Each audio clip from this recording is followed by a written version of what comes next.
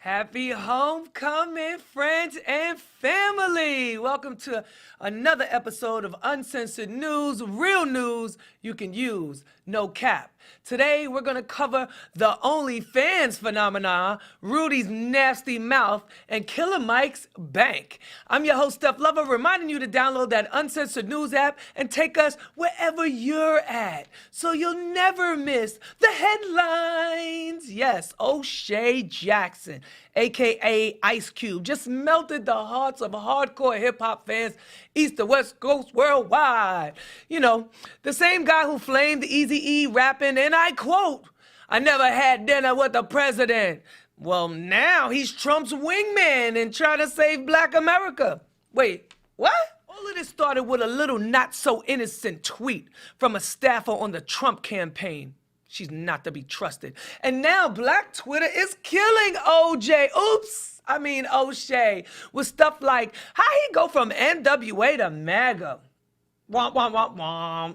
Of course, Cube immediately went on the defense, talking about, I didn't endorse nobody. Yes, you did, Craig. You did. Whether you wanted to or not, you certainly did. That's what happened when you align, consult, and engage with the devil, a.k.a. the POTUS. And then you expect him to play fair? Now? After 3.5 years? Come on, give me a break. Donald Trump thinks black men are stupid. I'm telling you all, he thinks black guys are stupid. He thinks he can throw out rappers like Kanye and Ice Cube, and that's going to convince black men who are dying at a higher rate than almost anybody else in this country from COVID that somehow he cares about us. So as a campaign thing, it's insulting. But the second thing it shows is this, and we saw this not just with Ice Cube now, but we saw this with Jim Brown, and we've seen this with Steve Harvey, this idea that black celebrity men, some, seem to think that if they go and kiss the ring with Donald Trump, that something is going to get accomplished. And Cube, look, we've all joked, you know, I've never had dinner with the president, arrest the president, we got the evidence. But I want to quote Cube and say, snitches get stitches. Because you know what happened? Ice Cube met with the Biden campaign and he met with the Trump campaign. Biden didn't talk about him having a meeting with Ice Cube, but Katrina Pearson and the Trump campaign did. They snitched. They put his name out there. And now he's got to do damage control for the last 24 hours before he looks like a sellout. And that's what Donald Trump does to black men. He will use them, take advantage of them, throw them out in the cold, and then when he gets in trouble, he's got nothing to say. And that's the lesson ultimately of what Ice Cube did. He has made the same mistake as a lot of people. You can't show up in the last 5 minutes and expect radical change from a white nationalist president. That's right. Snitches get stitches. Or in this case, a second term in the goddamn White House. Now, Cube tried to defend this BS by saying the Dems told him to wait till after the election because they had more pressing issues like, I don't know, trying to save our souls from Agent Zero, a.k.a. the King Super Spreader. Check out Cube trying to defend this stuff. Well, the Platinum Plan is not my plan. I came up with the contract with Black America. And I didn't run to go work with any campaign. Both campaigns contacted me. Both campaigns wanted to talk to me about the contract with Black America. One campaign said, we love what you have, but let's really dig into it after the election. And one campaign said, we love what you have. Do you mind talking to us about it? And that's what I did. So I didn't run to nobody, and so that was real misleading to me. Well, I didn't say you ran to anybody. I said that you had taken a pivot. Well, you said I ran over to the Trump team instead of the Biden team. That's just not true. Well, but you are working with the Trump team instead of the Biden team, and people are giving you heat for it. What do you say to them? Well, I'm willing to work with both teams, but I'm just working with whoever is willing to work with me. So the Trump campaign came to me and asked me to explain to them some of the contract with Black America. That's what I did. I'm not playing no more of these games, these political games. We're not part of a team. We have very broad problems, especially the wealth gap in this country when it comes to Black Americans. So. Now, personally, I'm not ready to cancel Cube just yet. You know, I heard he got Friday Part 5 on the way in, you know. Friday Part 5. But damn, Q, you let Trump manipulate the situation to his advantage or some Jerry Heller shit with no Vaseline. I think we all knew the dirty tricks was gonna get more serious considering number 45 lost a battle of TV ratings between him and Joe Biden during their simultaneous town hall meetings last week. And as predicted, some mysterious emails fell into Rudy Giuliani's lap. You know, he's the president's attorney.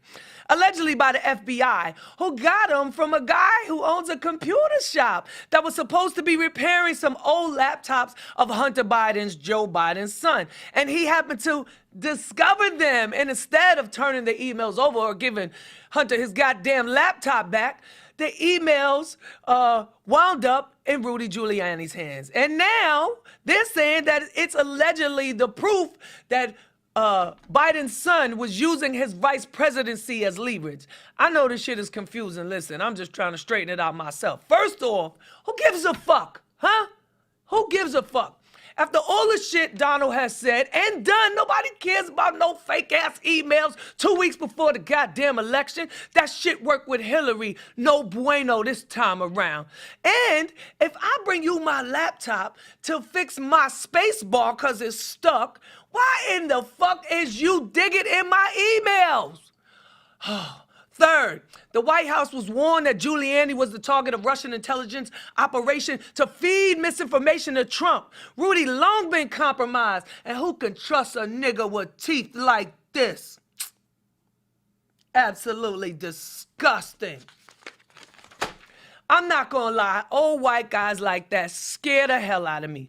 But they also make me laugh, because ultimately, they can't do shit. They old as fuck. So I try to find a comedy in the pile of tricks, like this little gem right here. Bop, bop. You guys, my dad literally just got punched in the face for being a Trump supporter. Like, that was it, just for being a Trump supporter. And I do it again. And I do it again. Do it again. MRP. Do it again. I do it again. Hold up. Do it. Do it again. Do it. Do it again. Hold up. Do it. Do it again. Do it. And I do it again. Guys, my dad literally just got punched in the face for being a Trump supporter. Like, that was it. And I do it again. Hold up. Do it. Do it again. Do it. Do it again. Hold up. Do it. Do it again. Do it. And I do it again. Hold up. And I do it again. Do it again. Do it again. Do it again. Hold up. Do it. Do it again. Do it. And I do it again. Bop, bop. I do it again. Homegirl deserved one of these, because she gave the performance of a lifetime with that "my father's a Trump supporter" bullshit. Either way, I want to shout out the guy, I Marquise. You know, he's the same guy that remixed "You About to Lose Your Job." So y'all know that dude. Follow him.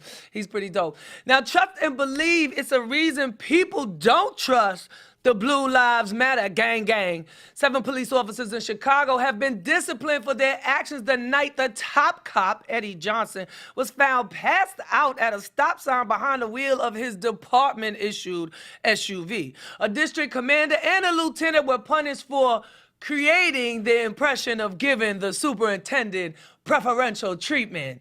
Translation, they helped cover up Eddie's 10 rum shots instead of turning that they drunk ass boss in. I mean, I don't understand cops. Cops is crazy. Who passes up the chance to get their boss fired? I'm just saying. All right, quick reminder, y'all. Want y'all to subscribe to my YouTube page, The Real Steph Lover, for more uncensored news and some exclusive dope interviews. I'll be throwing them up. And now it's time for a little reality check. Mic check, 1, 2. Erica Mena from Love and Hip Hop and her husband Safari, Nicki Minaj ex, are sending out breakup vibes. Both unfollowed each other, and for a married couple, that's kind of strange considering they live together. Erica also dropped some subs, presumably directed at her hubby, with an IG caption that read, "My kids, priorities be really fucked up for some people." You know, she from uptown and all that. I don't know about these two. This could be like another breakup storyline, you know what I'm saying? And, or maybe both of them is just trying to boost their OnlyFans subscriptions. You think? Speaking of OnlyFans, I'm a fan. Hey, Tiger. At first, people laughed at celebrities for joining OnlyFans, but during the pandemic, when there's no concerts, there's no clubs, them checks start drying up. A couple of them celebs is laughing all the way to the bank. And Black China is #1 top of the list. Dream Kardashian's mom is bringing home a bag, $15 million a month to be exact. Wait a minute, Brian, is them numbers right? God damn. Let me put that on my to-do list. Open a OnlyFans account. 15 M's a month. No wonder she don't need no damn child support from Tiger or Rob. And Cardi B is also on the list at #3. She making about $7 million a month. And rapper Casanova, he rounds out the top 10, bringing in about $800,000 a month. I don't think they all on there getting naked. I think niggas is just nosy, want to see what they doing in their spare time. Moving right along, I love to see my people winning and thriving, and so does Killer Mike by invoking the spirit of the historic Greenwood District. Well, his new bank, the digital bank, is named after the Tulsa, Oklahoma business district, better known as Black Wall Street, Al. In an effort to rebuild its legacy, Mike is doing BIG things. Let him break it down for you. Check it out. We have the opportunity to do in this fintech digital bank space is take the legacy of Greenwood and now put it in a digital world where that's not just a story of victimization anymore, but one of empowerment, because we can rebuild Greenwood in Atlanta, in Tampa, in Jacksonville, in Detroit, in Washington, D.C., in Inglewood. There can be the spirit of Greenwood everywhere. And it's about controlling the power of our dollar. Right now, if I'm a poor working class person, if I take a $100 check to the liquor store or check cashing place to cash that check, then that check instantly becomes $80 because they take 20 cents or more. This eliminates that predatory business model in working class communities and allows you to hold your bank in your hand. The money you get is your money and you get your money in full. If you get paid on Friday, but rent is due on Wednesday, you have the ability to get 2 day ahead advance pay. Each transaction, it's competitive, and beyond competitive, we don't have hidden fees or costs. But as you do transactions, they not only go to help you and the bank, they also help the United Negro College Fund, NAACP, and institutions that have took care of the needs and concerns of Black people, Black and brown people for a very long time. And the bank is specifically targeting, Black working class people, brown working class people, young people who have not been involved in banking, the unbanked and the unsought after. We want to be your financial institution that is the first step into you doing things like getting car loans, home loans, and later this company plans to grow into the space of making business loans to creatives so you can have more people like me, T.I., 2 Chainz, Big Boy of Outkast, investing in the cities we come from like Atlanta and being business owners, being hirers of people who look like us and training a new generation. Now, that's what I'm talking about, Killer Mike. That's exactly what I'm talking about. I'm going to open up an account right after I open up my OnlyFans account or that pandemic stimulus kick back in. All right, whichever happens first. You know what I'm saying?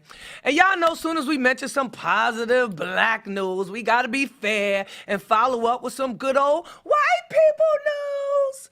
Surfing has exploded. According to white people who surf, demand has been huge and manufacturers are stoked that everybody, and when I say everybody, I mean white people, are socially distancing and exercising. Fucking rad, man, gnarly dude, like totally. Hey, Brian, do surfers still talk like that or just meth heads? All right. Anyway, it seems like y'all's president hates BLM as much as Black people hate surfing. Check it out. First time I ever heard of Black Lives Matter, I said, such a terrible term because it's such a racist term. It's a term that sows division between blacks and whites and everybody else, and it's a very bad term for blacks. But they were very angry. It's a Marxist organization. Yeah. Only problem is Black Lives Matter movement doesn't fit the narrative of thugged out criminals breaking the law. So of course they had to create one, like Brandon right here. Yeah. I'm sure Brandon has a great explanation as to why and how he got mixed up in burning down a goddamn police precinct. You think? Meanwhile, more video evidence has been released against the fake militia, aka white nationalists, who plotted, planned, and practiced to kidnap the governor of Chicago, Gretchen Whitmer, in a PT Cruiser? Say what? Damn.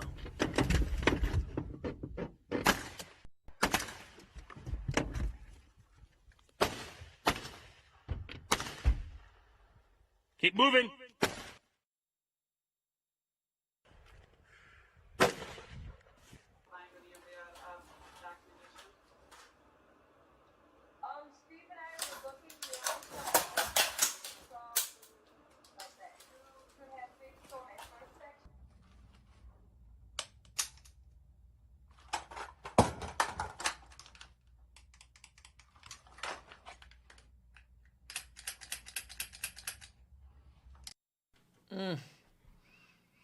Apparently, they was big mad for being enslaved by the governor during the coronavirus lockdown she enacted.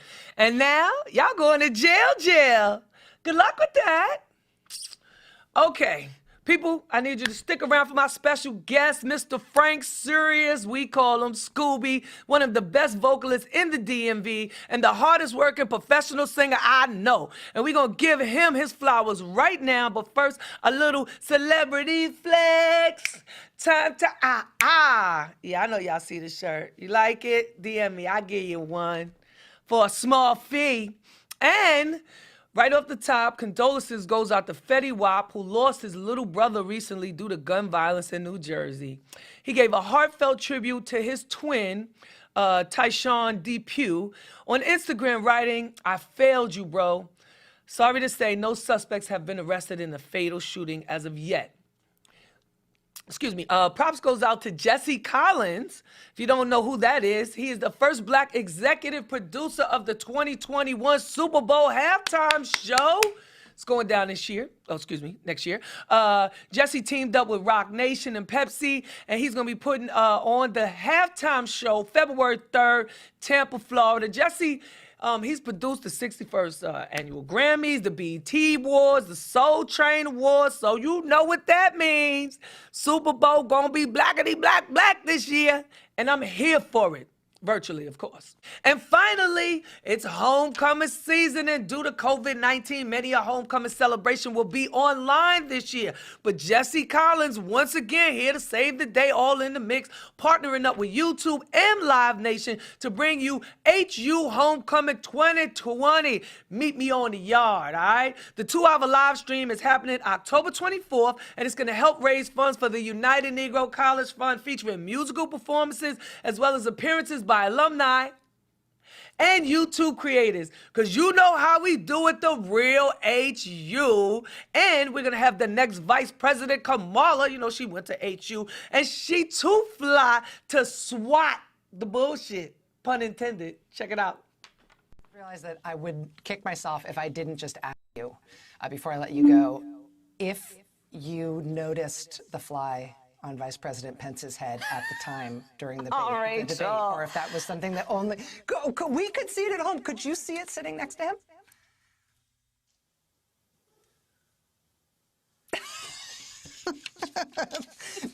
Did you have feelings about, like, did you have the instinct to?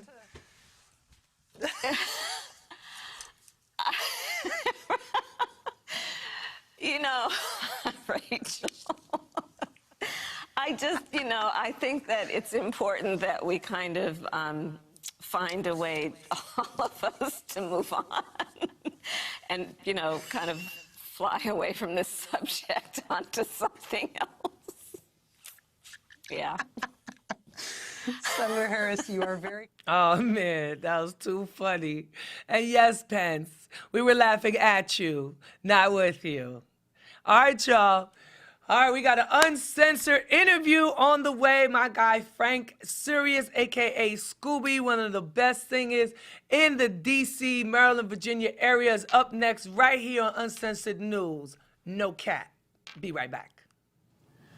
All right, y'all, as promised, you know, I always keep my promises here on Uncensored News. I got an uncensored interview with my guy, Scooby, a.k.a. Frank Sirius, as they say down here in the Frank DMV. Sirius. Because he is serious when he is on that mic, vocals impeccable.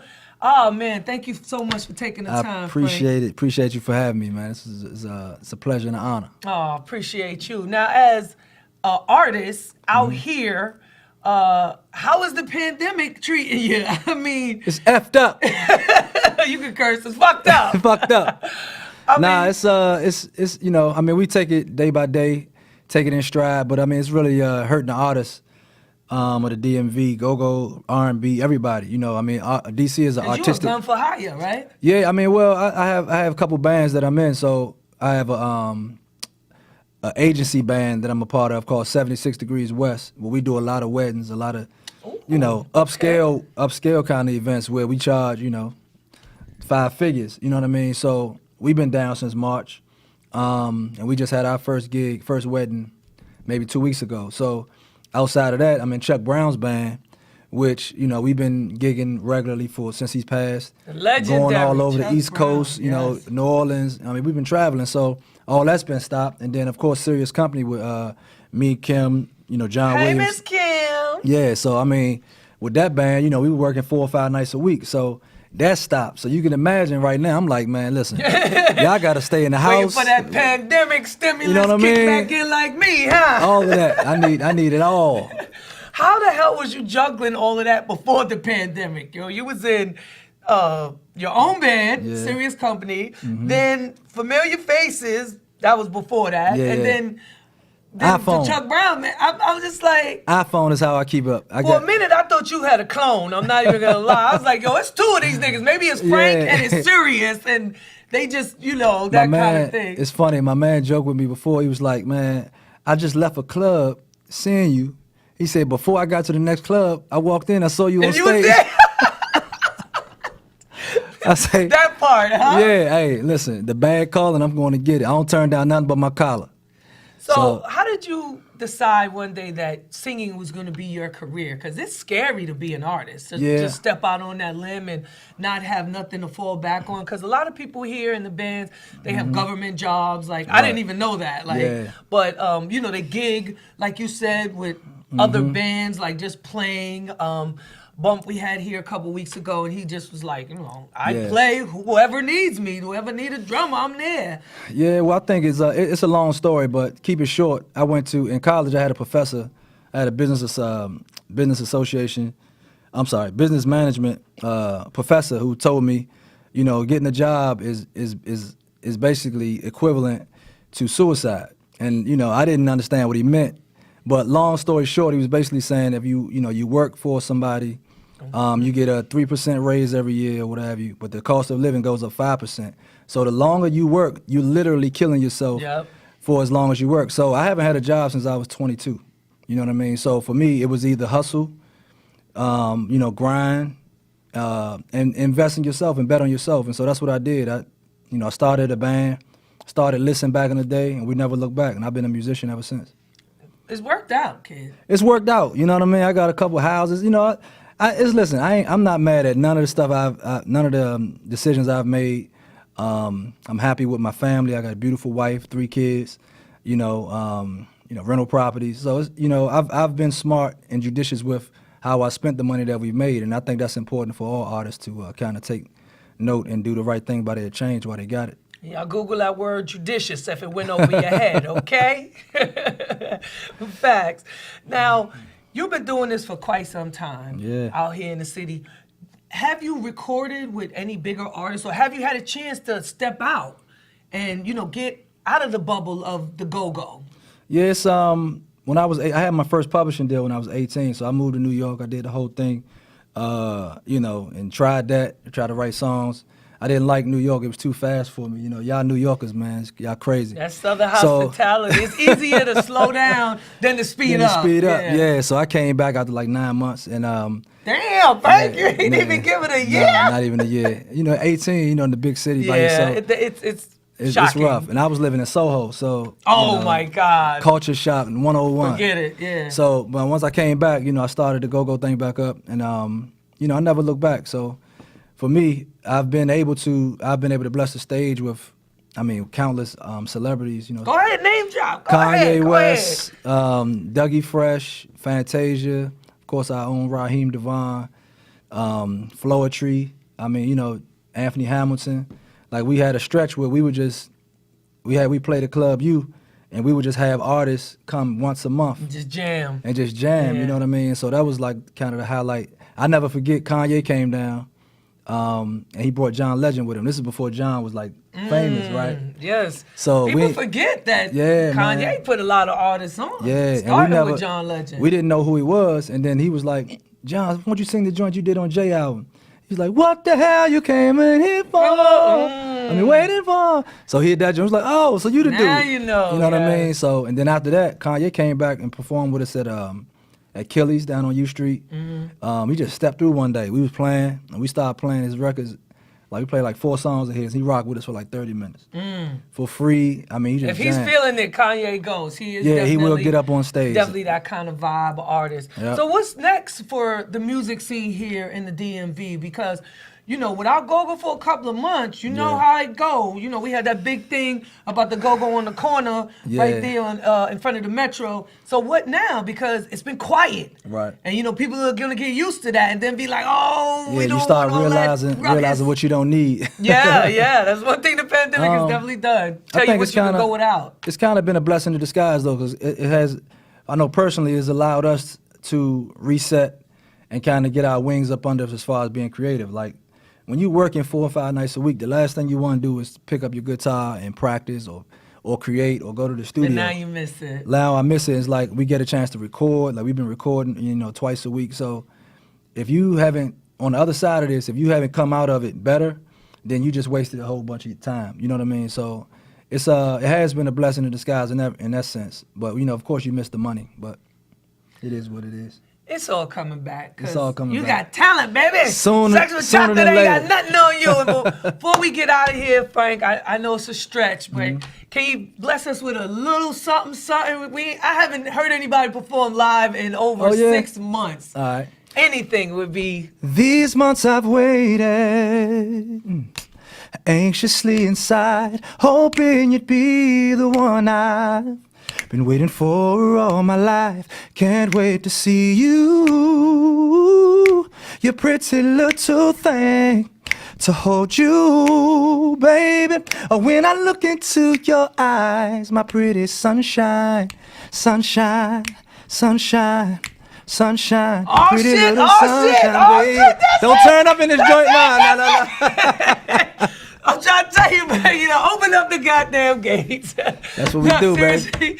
Frank Serious, beautiful voice, Appreciate it. beautiful guy. I mean, we've done business together, and Yeah. I mean, what can I say except appreciate thank it, you. Steph. And Thank you. look forward to seeing you back on stage, back doing the thing that we love to see you do. And again, thanks for taking the time. You want to say anything to the fans before you get out of here? Shout out to the One Go-Go World, Go-Go Music Collective, man. The only artist-led go-go non-profit organization striving to make go-go better and furthering the music, man. I want to say I appreciate everybody that's supporting us and following us. You can follow us at We Are Go-Go Music at gmail.com and We Are Go-Go Music on Twitter.